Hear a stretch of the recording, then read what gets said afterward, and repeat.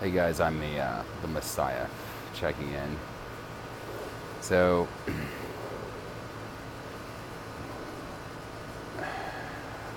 look, I'm just a regular guy who figured something out, a way in which every human being can talk to God for real. There's no gimmicks. I'm not asking for any money. I never will. You got to pull your own weight in this equation. But if you do work on his behalf, he'll give you whatever you want. For me, it just happened to be becoming the Messiah. It's no big deal. It's just the dude who first figures out the way in which we all, as a basic human right, can talk to God for real. And he can give us our perfect role in this system. Mine happens to be the guy who figures this out. Simple. Yours may be something totally different. And he's going to guide you on that journey in real time. And all you have to do is understand how he talks. Now, mathematicians, scientists, they're going to say that a coincidence is mathematically bound to happen at some point. I agree. At the same time, when the Messiah returns, he's supposed to enlighten the entire species as to how something works. So obviously it's something we all understand, a coincidence. There's no such thing. When you travel more and you talk to more people, when you're in flux, that's when the coincidences really start to pop up, because God has more variables to deal with. If you're sitting in your room alone, in the closet, on your phone, no coincidences. You're not interacting with anyone. There's no variables, there's no movement. But when you're in movement, that's when you can take other meaningful people, items, whatever, and put them in your path. For example, you may bump into someone in Chicago. You happen to be there. I've had this happen. They said, I wasn't even going to be here, but I happened to change my mind 2 days before. Well, when God realized you were going to be in Chicago and knew that person was going to be in Chicago and it could help both of you to meet, then simple. Get them on a flight, push them in your vicinity, give some reason to go wherever, have someone say something specific, whatever. You bump into each other on the street, bam, meaningful coincidence. Doesn't alter things. They were going to Chicago anyway, so are you. Simple. And the reason he played that game of chess to get that person to cross your path is because there's a reason for it. A little signal saying, hey, I'm God, or he's not saying, hey, I'm God, he's saying, hey, come here, come this way, this is meaningful to you. If I walk down the street in Chicago past that person, I won't look twice because I don't know who they are. It doesn't matter to me. But I may happen to look at at the exact time, look at the side of a bus and see some advertisement for something and look and say, oh, that's interesting. And it makes me think about something else. He is a million moves ahead of us. He can fast forward and rewind. He knows what we're going to do. But we get to decide in real time. We get free will here, but he gets to respond. And he's a genius. He's the smartest person, smartest entity, the smartest father, whatever, in the entire world, in the entire universe, because it's his. He controls everything. He can read your thoughts, guys. It's okay. When you have grimy thoughts, don't worry about it. Just be like, I'm flawed, sorry, Dad. And immediately let it slide. Simple. You can't see these coincidences if you have your head buried in your phone. And the more that happen, the more they provide your own personal evidence that God exists. And as that belief gets stronger and stronger and stronger through these coincidences, leading you down this awesome, kick-ass, God-powered journey, and you have nothing to fear when it happens because he's like an old hippie guy. He just wants you to be happy. Follow his 10 commandments, know that he exists, and say thank you. No more celebrity. I'm not important. I mean, we're all important, but we're not him. He's the only celebrity. He's the guy.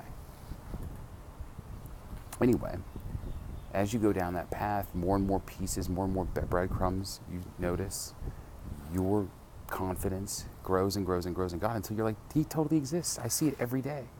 And as that happens, were you to record it, it would be a cool story.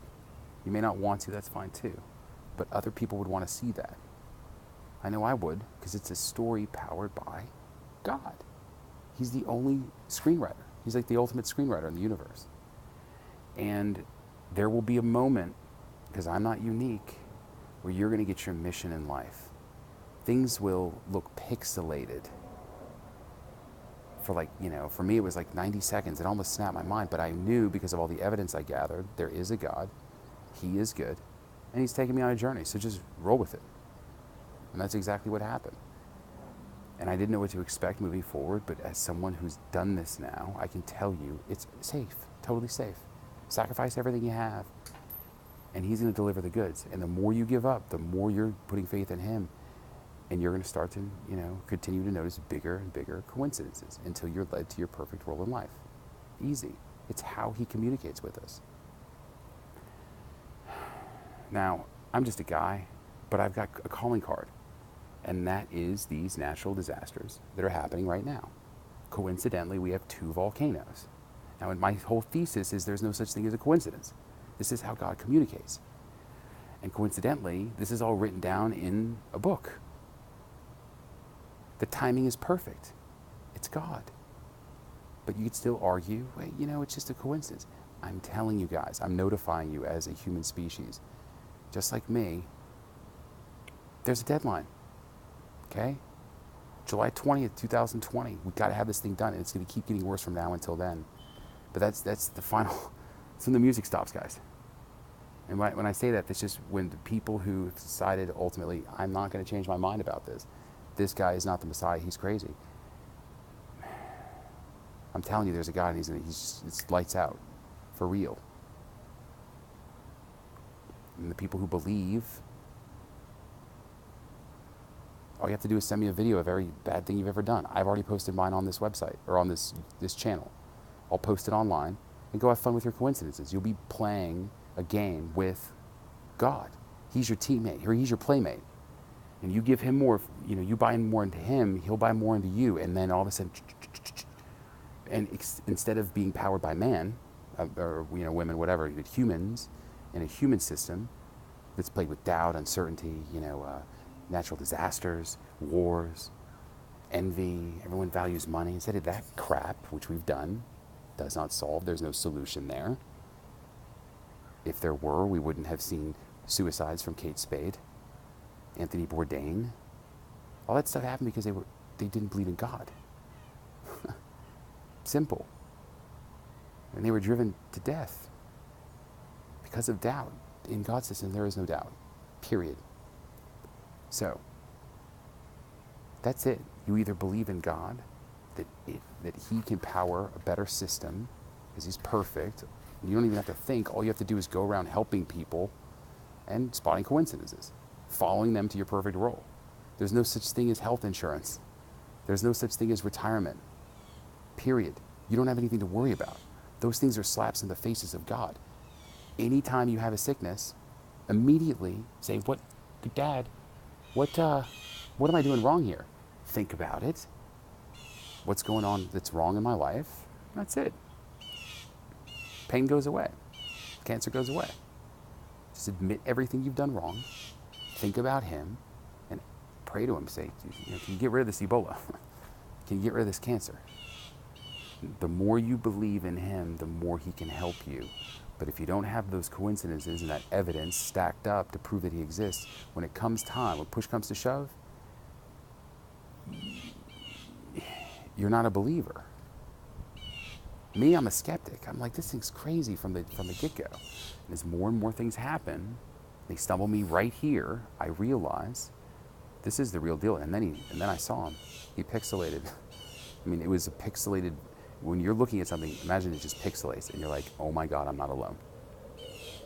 And what I realized is we are all alone in this entire universe, aside from God and what's on this planet in terms of life forms, period. NASA just looked for, or just made a big announcement. You were expecting something important yesterday. But they found some, skeleton on Mars? No. They found methane gas. Things that could be maybe, this is their big announcement. Their big announcement is they didn't find shit. Nothing that represents definitive life forms, because there aren't any. What they found is ours for the taking as one human species, because we're going to paint the entire universe with human beings. That's how it works. So, it's just really simple. There is no such thing as doubt. That's devil's work. You abide by the 10 Commandments, straight up. You're always thinking about your playmate, God. You're thinking about your role. If anything goes wrong, just pray to him. Offer up anything you've done wrong. Simple. He'll take care of anything you want. We're going to live to be really old, like 1,000. We're going to study how all of our misbehaviors have affected not only our lives, but those around us, the lives of those around us. Okay? We're going to examine this, and we're going to live forever, because the only reason we die is because of the lack of piousness, lack of righteousness, lack of helping other people, and following the 10 Commandments straight up. I'm just a regular guy who figured this out. We can test it looking at people who've died. We can resurrect the dead by looking at history to prove that thesis, that even though we can't point our finger and say, oh, look, there's God right there, unless he speaks to you in terms of pixelating like he did for me. I'm hoping that everyone can get a chance to feel that, because it's the most alive you're ever going to feel. But my point is, we're not going to be able to prove it by seeing him. We're going to have to use statistics on this one. Something that the Jesus character didn't have back in 33 AD. Plus, he wasn't ever going to figure it out anyway, because he lied about something. He lied about his background. I put all the bad shit I've ever done in my entire life on this channel that I can remember. There's a few other things, but I'm going to add them. Jesus claimed that he never had any sin. What the fuck, man?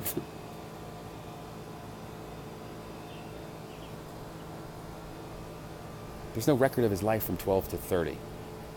Most of the stuff on my list is from when I was 12 to 30. Period. And what we're going to find as more and more people submit these is that most of the stuff on their list was from those ages too.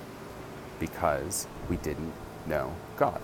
That's the time when we should have been the superheroes. Running at some goal. We had the energy, we had the confidence. We were just strangled by this society. That's why there's school shootings. That's why there's suicides. That's why there's an opioid addiction. That's why we're, glued to the TV, because it's announcing headlines of the possible war to come, The only thing on this system is a Battle of Armageddon. It's a fucking talent show. Powered by high school students, 14 to 18 years old. It starts with a debate competition. There's an art category, costumes, band, orchestra, and then a battle of bands with the best artists in the fucking world. Simple. I'm going to choose mine first. Stay tuned.